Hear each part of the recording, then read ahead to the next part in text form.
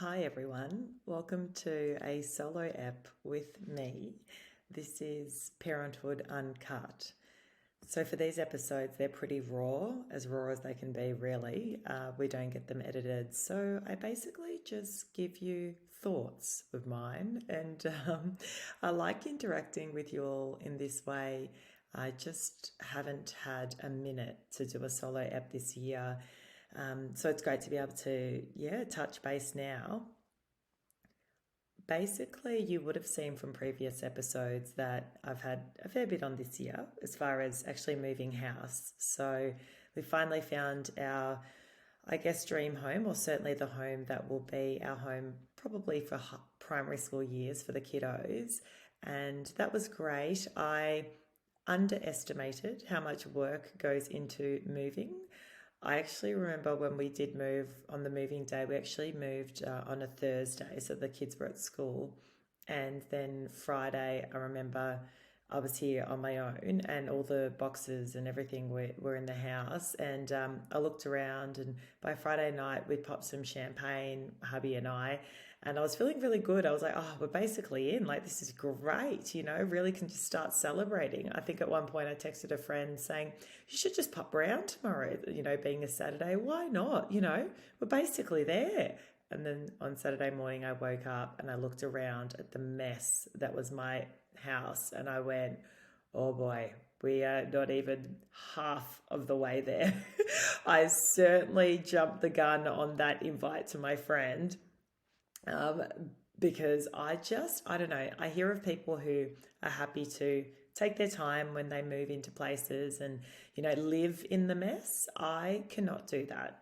My head is already messy as it is, with a million thoughts in every second of the day, that I just cannot. My external environment has to be really kind of as clean as possible. Things need to be in a place.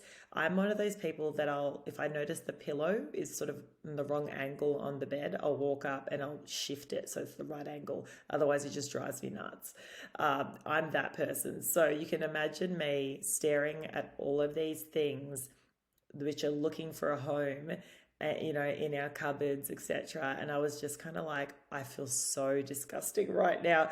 Can someone please come and do this for me? But also, even if we did have packers to, pack everything in shelves, I still would know that I would want to know where everything is going to go. So you still want to make those decisions, or I certainly do. So, doing the kitchen, for example, identifying where you want your saucepans to go versus where you want your plates. Like, there's just so many things that when I actually, we bought our first house that we were living in South Yarra, and when I moved into that one, I literally moved from my parents to that home, so I had to buy everything brand new.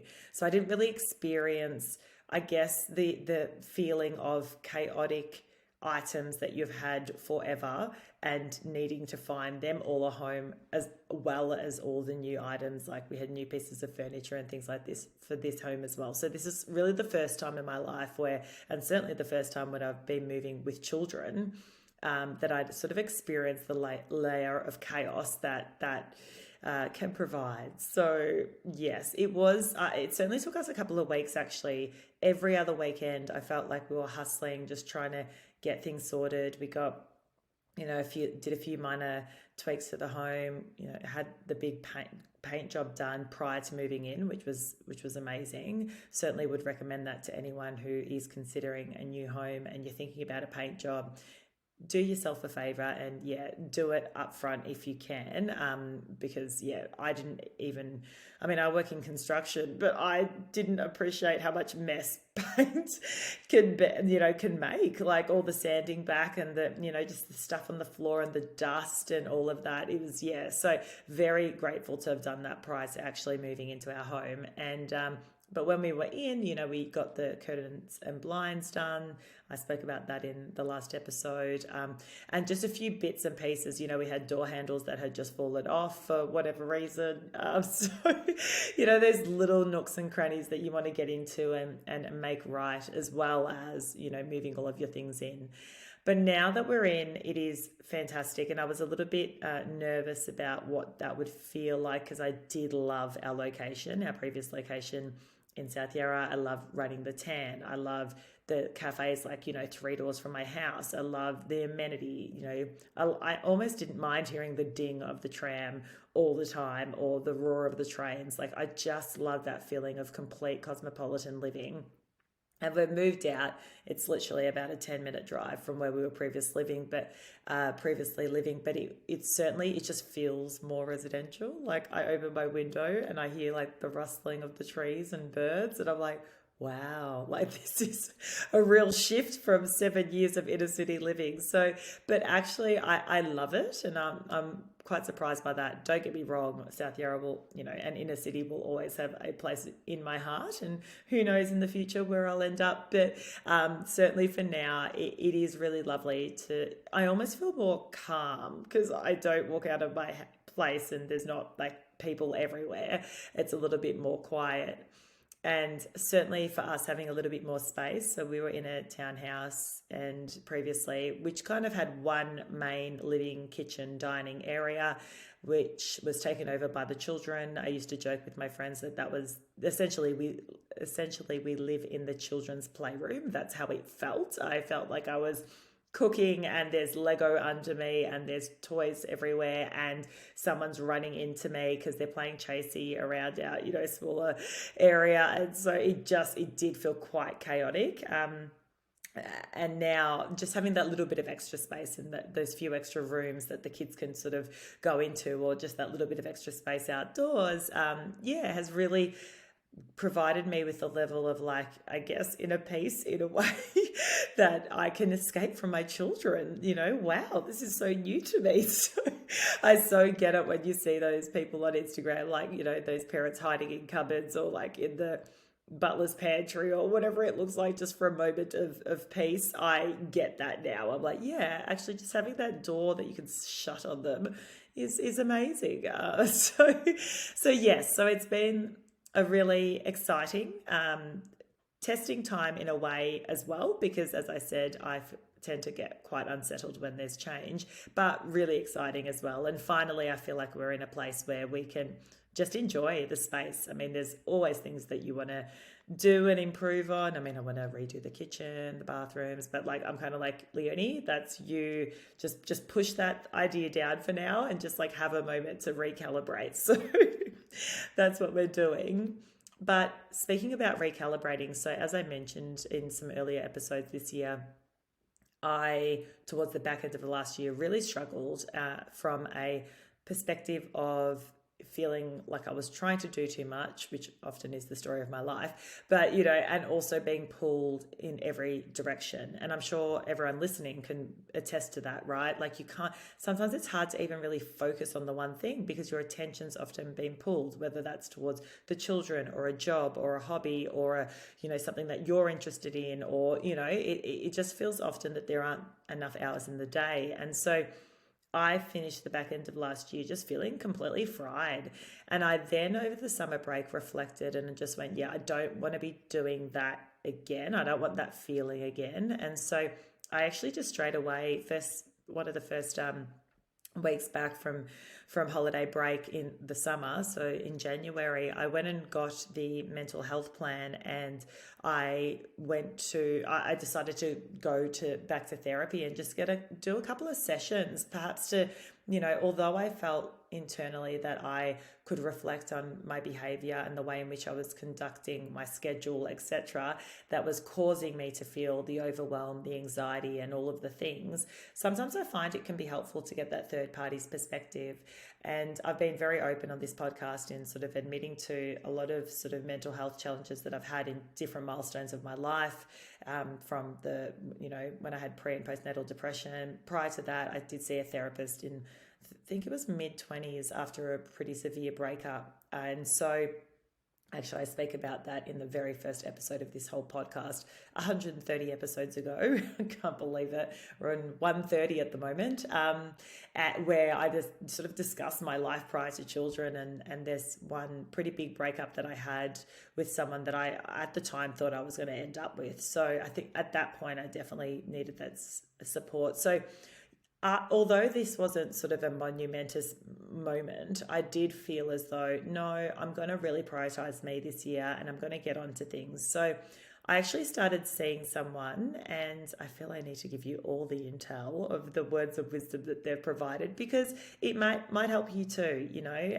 I appreciate that everyone has different circumstances, but fundamentally, I think as parents, yeah, we often do go back to that feeling of, gosh, it's a lot, what we're trying to do. I mean, it's amazing. And we've got these beautiful families with these beautiful children, and we feel grateful every day. But there's that shadow side of it, which is, wow, there's a lot that I'm now responsible for, and I'm feeling a little bit overwhelmed by that. So one tip from my therapist, and I feel like I could easily do like a few solo eps on like tips from Leonie's therapist.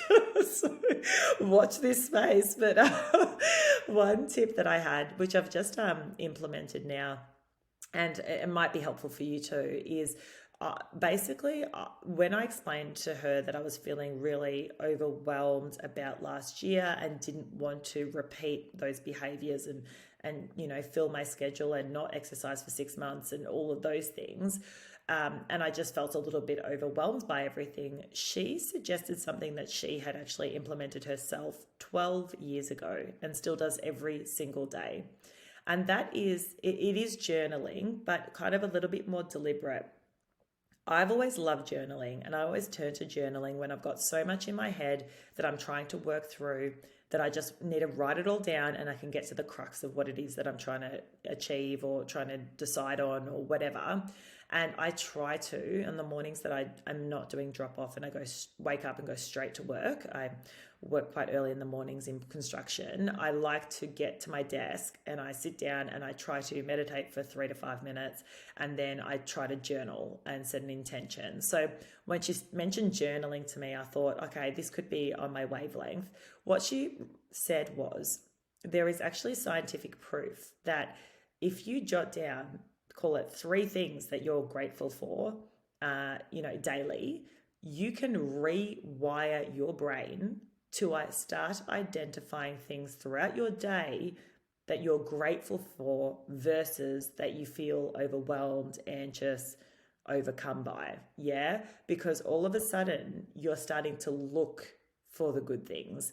And again, she's not the first person to tell me about gratitude journaling. In fact, I feel like I did that for a number of years prior, on and off, but I'd sort of dropped out of it. But I thought that was really interesting. So she said rewiring, because your brain will start looking for these good things, rather than what we often tend to do is that we get stuck in the negative or the overwhelm or the shadow side. So think about it. Even when you're considering buying a car and you've got this one car in mind, and as you're driving along, because you have that car in mind, what do you see all over the road? That one car, right? Similar sort of thing. So she said, with your journaling practice, I get all the jargon out of my head. I often do that. And I often do like to set an intention for the day. So I almost think about my day as it's going to happen. And I think, okay, in the morning, I'm going to do this, by lunchtime, hopefully this, and then I'll have to pick up the kids. And then, I kind of reflect on what it is that I've got going on. And then I think about how I want to feel. So often I'll give myself 3 words like grounded, calm, and focused. I'll write that down. But then she said, this is now what the therapist was recommending, 3 things that you're grateful for in the moment. And one thing I used to find was I got a bit over it, because I was like, oh, I'm just saying the same thing. Like, I'm grateful for my kids. I'm grateful for my health. I'm grateful because I went for a run. And it's like the next day, well, yeah, I'm still grateful for my kids. I would say to her, like, it didn't really work for me. But she's like, I think the thing you've really got to do is think about in this moment. I mean, we are all grateful for those big things, but in this moment, what are you really grateful for? And it might be, when I wrote it out this morning, I reflected on how I was last night with the kids. And I felt as though we did a really good bedtime routine. I didn't have to yell. They didn't drive me up the wall. And I'd actually prepped them, because the night before they'd been a nightmare trying to get to sleep. So the following day I said, look, Mummy doesn't want to have to yell before bed. can we please, what's going to happen when I put you in bed? What do we do? Good night, mum. Good night, dad. That's right. That's what we're going to do. So we're going to do that tonight and everyone's going to be really happy. Okay. Yeah. Okay. Then at lunchtime, I'd be like, so, with bedtime routine tonight. So sometimes I actually sort of preempt it with my children so that by the time we get to that bedtime routine, they're kind of like, okay, I mean, it doesn't always work, but sometimes, like last night, they're like, okay, we've practiced this, we're going to be good. So they actually went to bed quite well, and we had a really good day where I think I really didn't yell at them much, which is an achievement, for most parents. So I wrote that down this morning. I was like, I was grateful for the bedtime routine. Now, tomorrow's is not probably going to be the same, right? So the point is, you really want to be thinking about in the moment, what are you grateful for, like right now? And even if it's the smaller things, even better, she said, so she says the gratitude. And then she also says, write down something that you've learned, right, at that day. And she said she loves this because often what she's finding is that she'll go through her day and she'll just be more aware of opportunities to learn. So for me, I think about and again, the smallest things. I may have done a podcast interview with someone and they said something that I found pretty profound. And I think, far out, that's awesome. So I'd write that down. Or, I don't know, my children drove me up the wall and then I go, wow, I've learned that I get really triggered when they do it, So writing down what you've learned. And then lastly, she says, writing down a kind act that you've done. I thought that was really beautiful because I was like, wow. She goes, then you'll be more inclined to do kind acts. And she said, obviously, psychologically, we know that if we are kind to others, we in turn receive the benefit, right? Because you feel really good, they are happy, that other person's happy, it's mutually beneficial. So why not try to be more kind?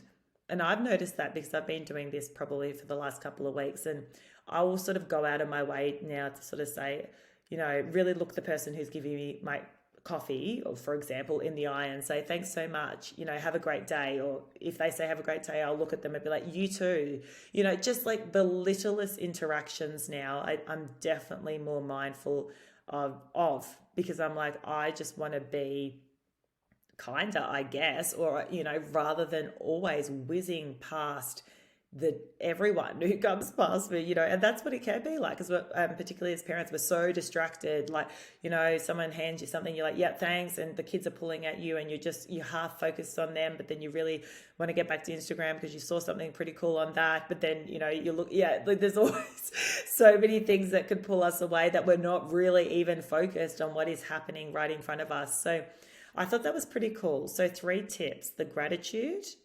the what you've learned, and your kind act. So she said she started doing it because the science says that after 21 days, it becomes habitual. Like generally you can break out of certain cycles. So for example, if you've been focused a lot on overwhelm and negativity, you do a practice like this for 21 days, then generally the feelings of overwhelm and negativity will reduce. So she said she'd just do it for 21 days to see what's up. She did it for 21 days. It's now 12 years later and she still does it because she said she just feels she gets so much out of it. And I thought, well, hell, why not give it a whirl? So there's been that aspect of just being, I guess, more mindful of the way I want to show up in the world, something I certainly wasn't doing at the back end of last year. And I guess the only other thing I've looked to tweak more recently is actually, again, we talk about self-care, whatever that looks like for you, and making time for it. It's just such a buzzword and we talk about it all the time, and I laugh because I say it to people and then I never do it myself. But this year I have really tried to make a bit more time in my schedule, and for me that means actually putting it in my schedule. And often it will be sort of, for me, because my schedule's a bit warped, unlike many other people who might work more rigid hours, like a corporate jobs, 9 to 5 or whatever. For me, I'm up quite early at 5-ish in the morning, and I've done a lot of my work before lunchtime and then things like that. So I just sort of push my day right earlier, and then I'm in bed earlier. So by about 2 o'clock, I've been really trying, before pickup, to either take that time to go for a walk with a friend. That's when I might do a podcast interview like the one I'm doing now, or a recording to you guys, or I don't know, something that makes me feel happy, so that when I've then go and pick up the kids, I'm feeling refreshed and ready for them. I don't get it right all the time, but as much as I can, if I can even try to get that half an hour or hour in before pickup 3 times a week, I feel like I've done pretty well. It's certainly much better than I was doing last year. So, and I've also just minimized the stress that I was putting on myself to exercise every day. I feel like now if it's a walk with a friend for 30 minutes before pickup, then that's fine. I think previously I was really like, oh, well, unless I'm lifting heavy dumbbells or unless I'm running, like it doesn't count really. Whereas now I'm like, as long as I'm doing something that makes me feel happy, then that's my thing for the day. And that's got to be good enough. And so, yeah, I've certainly noticed it's given me the opportunity to slow down, which is, again, my biggest life lesson because I go at 1,000,000 miles an hour, but, and also to be less reactive just in general. And I think if we take the time to kind of look at the way in which we're operating and look at the way in which we're spending our time and look at the way in which we're feeling day to day, you might be sitting here listening to this going, yeah, well, I feel really fantastic. If you do, all power to you. Keep doing what you're doing. But for those of you who are sitting there going, oh, yeah, could feel better, which, let's be real, would probably be most people. I think it's very difficult to maintain a very elated state for a long period of time. Life happens. But, it is, I just hope that maybe this episode can be a reminder to you that we are effectively in control of, the way in which we want to show up in the world. We obviously have things that we have commitments to and time restrictions on, like work, for example, or if that's you, or we've got certain activities for the kids that we've got to attend. So there's sort of restrictions within our day, but definitely still there's an opportunity for us to really look at ourselves and our days and go, what can we do differently? And even if it's the smallest tweak, certainly better than nothing. And that small tweak over a frequent period can make all the difference. So we are in school holidays now, and we are going to do a little mid-season break. So next week we will not be on the air, but we will be coming back to your ears hot and ready soon after that. So in the meantime, check us out on Instagram. We're pretty live there. It's at Parenthood Pod. And yeah, we'll see you when we get back from break.